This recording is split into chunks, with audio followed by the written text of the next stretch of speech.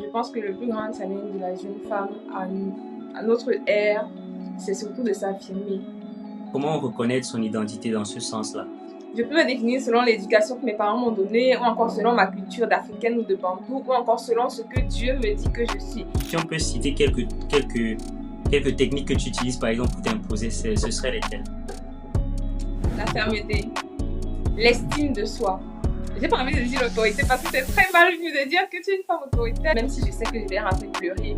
Sur le coup, je vais rester ferme et je vais te montrer que je suis dure. Et pleurer devant une personne, ce n'est pas une mauvaise chose, mais pleurer et se relever, c'est ça qui compte. Dans le sens où c'est l'homme qui pleure devant une femme. Si je vois un homme et une femme pleurer, je serai plus compatissante pour eux. Et les réseaux sociaux, par exemple, d'après toi, comment ça influence le caractère de la jeune dame? Parce qu'elle va voir d'autres femmes faire d'une certaine manière, elle va se dire que c'est la meilleure manière. Une jeune femme de nos jours, c'est... Bonsoir tout le monde, moi c'est Mario Jaris et bienvenue dans mon podcast. Et aujourd'hui, on a une invitée spéciale et elle va se présenter. Coucou, hello, bonjour tout le monde. Je m'appelle Augustine Paradis, je suis camerounaise, je suis politiste et je suis également étudiante en études internationales. Je suis également consultante, responsable de projets pour des organismes humanitaires. Tout ça, c'est moi. Donc, voilà. Wow. Pour toi, c'est quoi être une jeune dame dans le siècle actuel, dans l'ère actuelle? Parce que il y a beaucoup de choses qui se disent par rapport à ça, et avec beaucoup de différences dans les cultures. Par exemple, nous sommes africains et notre vision des choses par rapport à ce sujet, par rapport à ce concept, en fait, peut être différent de d'autres pays, par exemple. Et j'aimerais bien que toi, tu me dises en fait ce que toi, tu en penses. Ok, qu'est-ce qu'être une jeune femme dans le monde actuel? C'est bien ça? Oui. Alors, c'est vrai. Bon, déjà, tu as commencé par dire que nous sommes assez différents. Donc, ça, la définition peut dépendre d'une zone géographique à une autre. Euh, Ça dépend de la jeune femme africaine, la jeune femme européenne, asiatique, etc. Donc, en tant que jeune femme africaine et camerounaise, je vais parler en tant que jeune femme camerounaise parce que je pense que même en Afrique, qu'il s'agisse de l'Afrique centrale, de l'Afrique de l'Ouest, de l'Est et tout ça, il y a des Mhm. particularités. Donc, en tant que jeune femme de l'Afrique centrale, qu'est-ce qu'une jeune femme à notre ère? Franchement, tout ce que je peux dire, c'est que une jeune femme de nos jours, ça dépend de deux choses, de comment elle se voit, elle se définit, de comment la société la définit. Mm. Mais si on regarde comment la société définit la jeune femme aujourd'hui, on va voir que la jeune femme, euh, parfois, elle est parfois vue comme une sorte d'instrument, Mhm. une sorte d'instrument, une sorte de joyau. Je ne sais pas comment expliquer ça, mais la jeune femme est plus vue comme une chose qu'on doit utiliser, qu'on peut utiliser dans la société actuelle, dans tous les domaines, hein, franchement. Et en ce qui concerne la définition propre d'une jeune femme, si je devais me définir et tout, je dirais que la jeune femme, c'est surtout une personne qui est en quête de d'une certaine assise parce que de nos jours, il est important que la jeune femme connaisse son identité et actuellement, être une jeune femme dans le monde actuel, c'est vraiment être une personne qui essaie de s'imposer et de dire au monde, je ne suis pas un objet, j'ai beaucoup à proposer. Donc, c'est un peu ça, c'est tout ce que je peux dire. Mm. Et là, tu as parlé d'identité, par exemple. Mm. Comment reconnaître son identité dans ce sens-là? Comme par exemple, étant une jeune dame. Est-ce qu'il y a des principes ou alors il y a des choses spécifiques en fait à regarder ou alors à voir pour connaître son identité ou alors pour définir son identité? Ouais, ça dépend de tout un chacun. Notre Mm. culture, notre éducation, nos croyances et nos principes. Moi, je suis chrétienne, donc je définis mon identité selon ce que Dieu me dit que je suis, selon ce que, Oui. comment dire, je vais pas dire la religion, mais selon ce que ma relation avec Dieu me dit que je suis, tu vois. Donc, c'est comme ça que Mhm. je définis mon identité, mais aussi selon ma culture et mon éducation. En m'éduquant, mon père m'a par exemple dit, tu n'es pas un objet, tu dois te concentrer sur tes études et tout. Donc, Mm. en me définissant aujourd'hui, mon identité se base sur ça. C'est une personne qui a quelque chose à apporter. C'est une personne qui a des compétences, qui a des connaissances à proposer. Et si je Hmm. me base aussi sur mon côté chrétien et tout, je suis surtout une personne qui a été créée par Dieu. Donc, ça veut dire que autant que l'homme, je vaux quelque chose, j'ai quelque chose à proposer et je dois être considérée comme telle.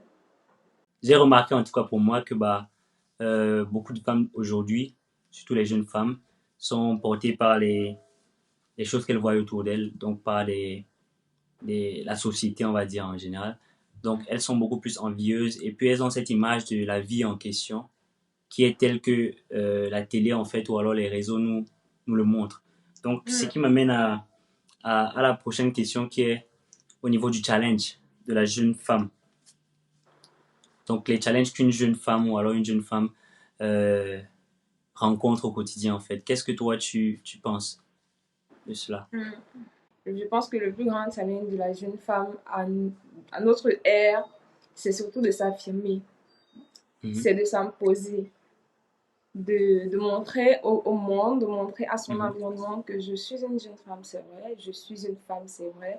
Au-delà de tout ce que vous pouvez voir comme atout physique, j'ai des connaissances, j'ai des compétences, je vaux quelque chose, je peux apporter quelque chose. Donc je pense que mhm, c'est le plus gros challenge, et on revient toujours dans le truc de l'identité. Et je pense que tu viens d'une famille normale, entre guillemets, mhm, ou que tu viens d'une famille monoparentale, ça dépend de ce que toi tu choisis pour te définir, en fait, pour définir qui tu es. Parce que moi, j'ai mhm, dit tout à l'heure que je peux me définir selon l'éducation que mes parents m'ont donnée, ou encore selon ma culture d'africaine ou de bantou, ou encore selon ce que Dieu me dit que je suis. Donc, si tu as eu des parents peut-être une famille monoparentale, ta mère t'a peut-être mhm, dit quelque chose. Si elle t'a pas dit, Dieu te dit peut-être quelque chose. Si Dieu ne te dit pas, ta culture te dit peut-être quelque chose.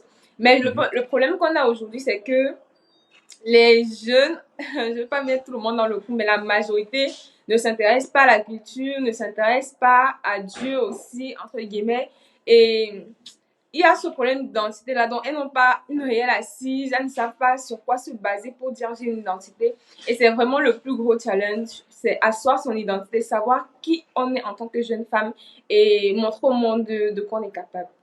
mhm. Donc, si je comprends bien, alors toi, les challenges que toi, par exemple, tu as pu rencontrer aussi dans ton ascension ou alors en grandissant, c'était cela. Hum, je dirais pas non. Oui, je dirais oui et non.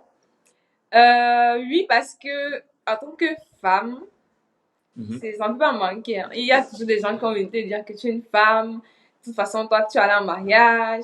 Les études que tu fais là, c'est nanana. Donc, il y a toujours des gens qui vont te dire des trucs comme ça. Ou il y a des mhm, gens qui vont te stigmatiser en disant, quand tu seras dans un milieu en disant, par exemple, moi, j'ai été, pour une petite story time, j'ai été mhm, déléguée de ma salle et tout. Et mhm, je me souviens, j'avais organisé une sortie avec mes camarades.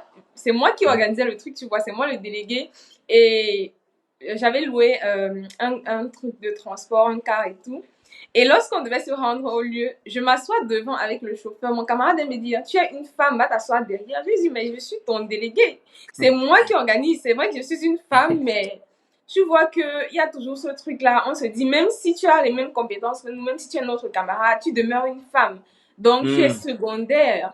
Et Ok. donc, je dirais, oui, j'ai fait face à ce challenge-là. Et non aussi, dans la mesure où, je sais pas, mais j'arrive quand même, je sais pas d'où ça me vient, peut-être de mes parents, peut-être de, je sais pas, peut-être de Dieu Mhm, aussi, mais j'arrive quand même à m'imposer, très bien m'imposer, donc oui et non, parce que mhm, on rencontre ça, mais non, parce que je ne laisse pas, en fait, même quand ça arrive, je ne laisse pas les gens décider pour moi ou me mhm.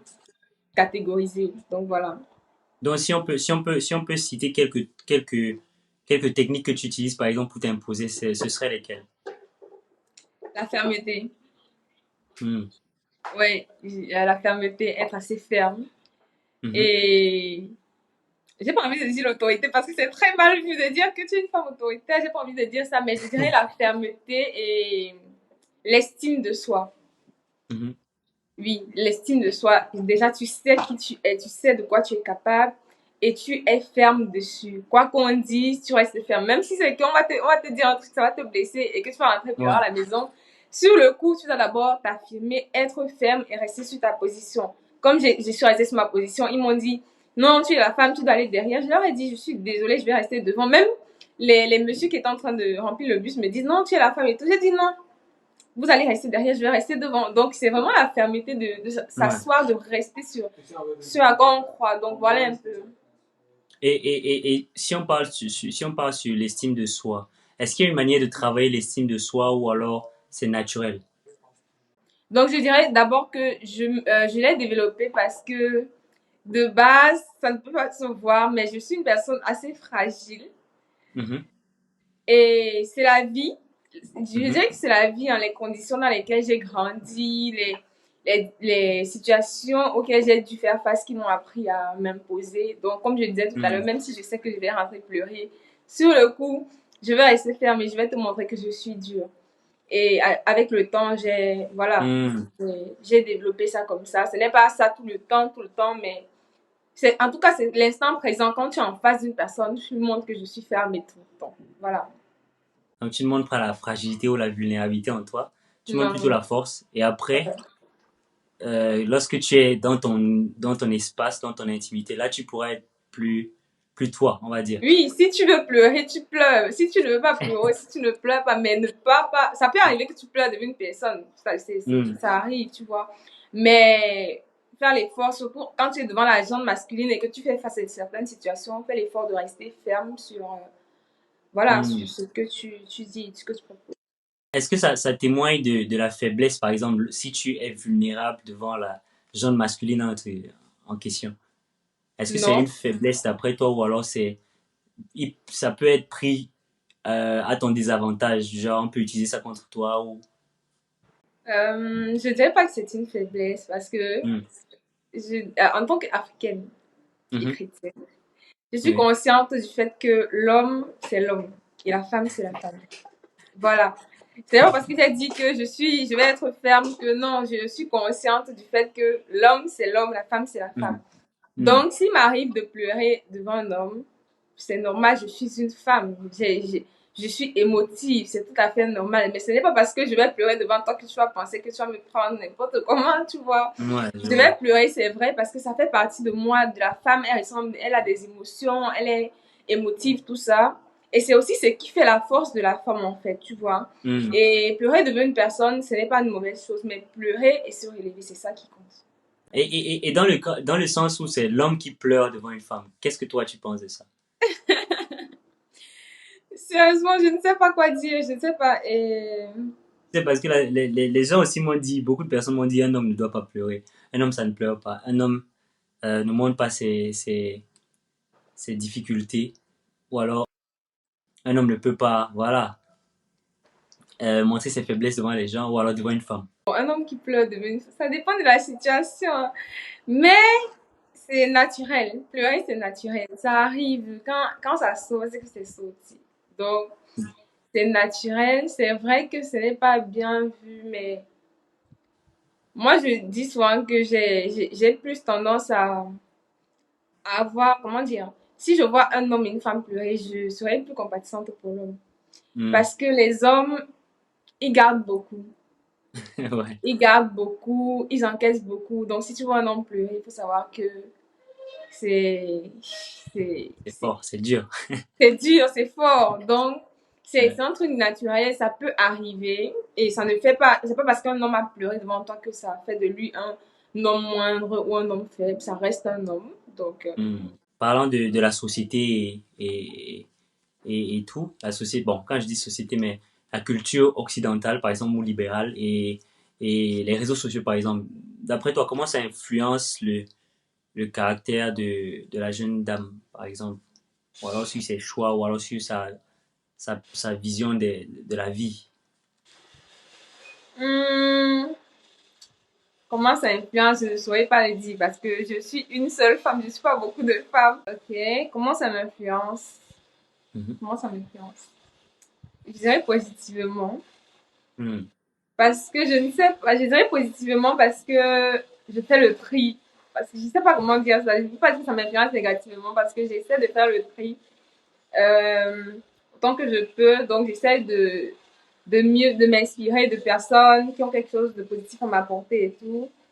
Mhm. Et voilà, peut-être ça peut m'influencer négativement sur certains points et je ne m'en rends pas compte, ça arrive.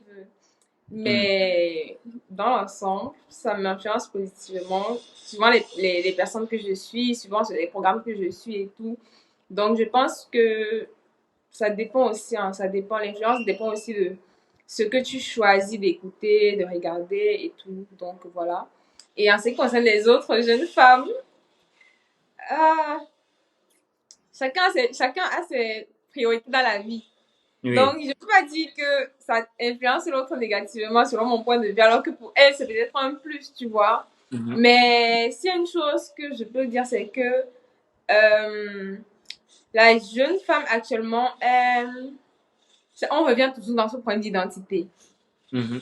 Parce qu'elle va voir d'autres femmes faire d'une certaine manière, elle va se dire c'est la meilleure manière. Elle va se Ouais. dire, ok, moi aussi je dois faire comme ça. Par exemple, actuellement, il y a le truc de Princess Treatment qui est en vogue et tout. Toutes les Princess femmes se Treatment. disent, c'est comme ça qu'on dit non, Princess Treatment. Ok, et Ok. ça consiste en quoi? Donc, il y a des femmes qui vont se dire, en tout cas, moi, je suis une femme, j'ai pas levé le doigt, de toutes les façons, si tu ne fais pas comme ça, donc voilà, il y a aussi la mode, la culture coréenne qui vient, toutes les femmes sont maintenant amoureuses des Coréens. Donc, franchement, tu te rends compte que c'est selon la tendance, en fait, que certaines personnes évoluent. Donc, je ne sais pas si je dois dire ça influence négativement ou positivement parce que ça dépend des priorités et de la vision de tout un chacun. Mais est-ce que tu ne penses pas que ces choses, par exemple, est loin en fait de la réalité en fait de la vie? Parce que si on regarde la différence qu'il y a entre la culture coréenne et la culture, par exemple, occidentale ou alors africaine, il y a quand même des différences et, et des dissonances dans le sens des choix. Par exemple, Mhm. si par exemple ces jeunes femmes-là, voilà, ces femmes, regardent par exemple des séries coréennes, elles s'attendent à reproduire ça dans leur quotidien, tu vois. Mais c'est pas la réalité, malheureusement. Parce que la réalité est beaucoup plus différente dans ce monde-là. Et même, Mhm. ces choses qu'on voit à la télé, c'est du marketing, c'est vendu pour vous vendre du rêve. C'est exposé en fait pour donner cette image-là de la vie qui, quel que soit peu, ou alors la plupart du temps n'est pas la vraie. Donc, c'est pourquoi je me dis, est-ce qu'il n'y a pas peut-être juste un peu trop de suivisme dans la génération actuelle ou c'est un peu trop de négligence, ou alors c'est peut-être pas les bonnes valeurs qui sont inculquées dès le départ. Est-ce que peut-être on perd les valeurs qu'on a eues depuis le bas âge parce que on essaie de s'adapter aux tendances, comme tu dis, actuelles et peut-être à la culture libéraliste qu'on voit à l'étranger et tout. Et celui-là du civisme, c'est obligé. Hmm. Et là, je vais parler en tant que politiste. Que ce soit, tu as parlé de culture libérale, on est dans un monde, on est dans la mondialisation en plein. Mhm. Donc, c'est qu'il y a des forces qui influencent d'autres forces. Et la femme, si je parle de la femme africaine, elle n'est certainement pas, je suis désolée, ça va choquer, elle n'est certainement pas celle qui influence le plus quand on regarde la dynamique. Il y en a peut-être qui influencent, mais dans la généralité, ce n'est pas la femme africaine qui influence le plus. Donc, Hmm. il y a, que ce soit en ce qui concerne la mondialisation et tout ce qui va avec les médias et tout, certainement, il y a du suivisme. Beaucoup de femmes, même en Europe, hein, on va pas parler en Afrique, même en Europe, il y Ouais, a du ouais. suivisme. Et ce que tu as dit, c'est du marketing. Et beaucoup oublient que c'est du marketing. Beaucoup oublient que tout ça, c'est de la télé. Tout ça, ça a été écrit, ça a été arrangé et tout. Donc, ce n'est pas forcément la réalité, tu vois. Et tu vas voir, par exemple, je vais prendre un truc banal. Tu vas voir une femme, elle va voir un style vestimentaire dans un clip télé, dans un film et tout, et elle va dire, ah, c'est trop beau. Elle va aller acheter les mêmes vêtements et elle va se balader dans la rue avec. Ouais.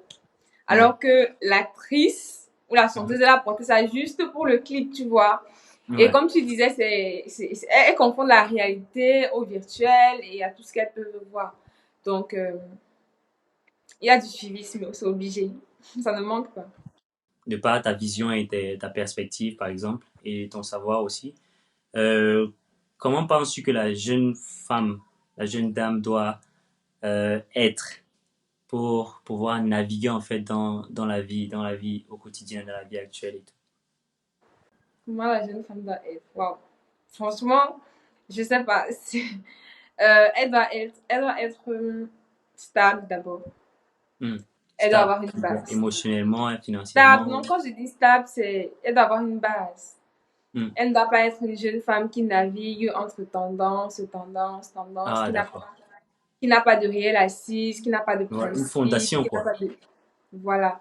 Donc, le Hmm. plus important pour la jeune femme, d'abord, c'est d'avoir une base, que ce soit principe, que ce soit éducation, que ce soit croyance. Elle doit avoir une base et savoir se tenir sur cette base-là pour évoluer sans toutefois se laisser malmener de gauche à droite par les tendances et tout et tout.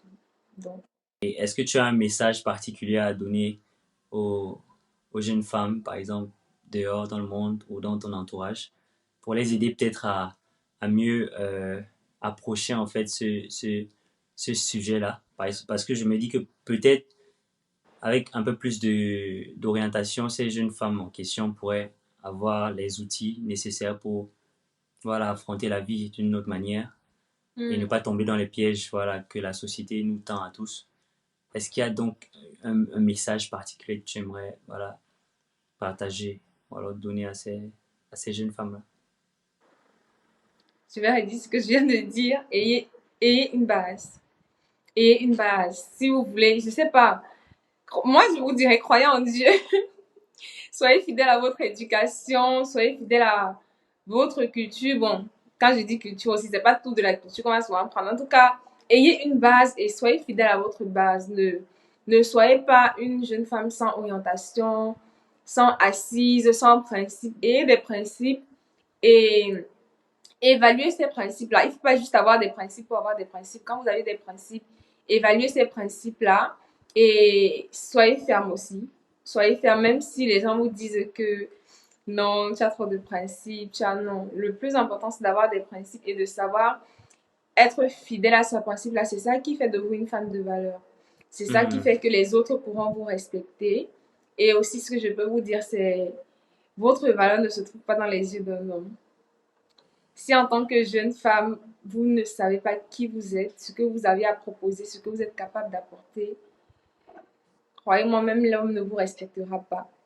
Il sera là peut-être pour un temps, pour quelque chose de précis, mais si l'homme ne voit pas que vous-même, vous êtes une personne consciente de son identité, ça n'en vaut pas la peine. Donc voilà, soyez des femmes avec une base, soyez des femmes avec des principes et soyez des femmes fermes et travailler. Laissez le princess treatment. Ouais, c'est princess treatment, c'est quoi là? Laissez ça travailler. Créez-vous, je sais pas, créez-vous une vie, faites quelque chose. Et en attendant votre prince charmant, parce que je pense que c'est beaucoup ça aussi. Il y a certaines femmes, peut-être parce qu'elles n'arrivent pas à être en couple, elles se disent, ah, je n'ai pas de... Non, non, non, non, non. Apprenez à développer des trucs et à savoir qui vous êtes réellement. Donc voilà un peu. Il faut ouais, avoir Dieu pour naviguer. Dis-moi, euh, comment introduire cette entité-là, en fait, Dieu, dans ce qu'on fait ou alors ce qu'on est, pour pouvoir, voilà, pour la jeune femme, par exemple, naviguer dans tout ça? Qu'est-ce qu'il faut comprendre derrière ce concept-là de Dieu? Ou alors, qu'est-ce qu'il faut comprendre, en fait, avec Dieu, on va dire? Si ce n'est pas ma culture qui me dit qui je suis, si ce ne sont pas mes parents, Dieu me le dit forcément. Donc, nous savons tous que c'est Dieu qui nous a créés. Et dans la Bible, il dit qu'il nous a fait de peu inférieurs à lui. Si lui, il est Dieu, et c'est lui qui nous a créés, et il nous a fait de peu inférieurs à lui, il nous donne déjà notre identité. Et si nous sommes conscients de cette identité-là, si nous fouillons, nous essayons de comprendre exactement ce qu'il dit de nous, ce qu'il nous a donné, on peut se retrouver facilement. Donc, c'est en cherchant Dieu, en cherchant ce qu'il dit de nous, qu'on peut se retrouver. C'est comme ça qu'on peut joindre ces deux. Voilà. J'ai même pas envie de dire joindre parce que je pense que à la base, nous, il y a une partie de Dieu en nous tous, tu vois. Et après, c'est chacun qui décide de ce qu'il fait, de comment il prend les choses. Donc voilà. Tu as parlé de couples qui attendent le prince charmant et doivent travailler et tout. Est-ce que tu penses que de nos jours, les femmes euh, sont beaucoup moins euh, euh, en train à travailler ou alors chercher à avoir une meilleure vie. Ou alors, c'est tout le contraire. Elles sont trop dans la recherche d'une meilleure vie qu'elles oublient ce côté de relationnel là. Hmm, Est-ce que tu as des idées par rapport à ça? bon, d'après ce que j'observe, Mhm. je dirais que comparément à avant, c'est vrai que les choses ont changé. Avant, nos mères, nos ancêtres, et tout, elles travaillaient à la maison, elles travaillaient dans les plantations de leur mari et tout. Donc, ça dépend vraiment de comment elles vivent le travail aujourd'hui. Parce que même une femme au foyer travaille, tu vois. Mais oui, les femmes, aujourd'hui, les femmes, beaucoup de femmes travaillent. Beaucoup de femmes essaient de se créer un avenir, de s'asseoir et tout. Mais le problème, je pense, c'est que il y a toujours ce truc-là, l'homme. Je sais pas, elles travaillent, c'est vrai, mais elles ont toujours besoin je sais pas, de l'approbation féminine. Elles ont toujours besoin de ce truc-là. Parce que tu vas voir, il y a certaines femmes qui vont travailler et tout, qui vont avoir l'air assises et indépendantes, mais en réalité, non. Tu vas juste voir si un homme vient là et tout, tu vas voir ce que ça va devenir. Donc, les femmes travaillent, c'est vrai, mais peut-être certaines le font malgré elles parce que en attendant que mon Soga Daddy ne vienne, je n'ai qu'à travailler, tu vois. Mais beaucoup de femmes travaillent de nos jours. Beaucoup travaillent, beaucoup se prononcent, mais il y a toujours ce besoin d'approbation de la gente masculine et tout. Je dis pas que ce n'est pas important, mais je n'ai pas dit ça.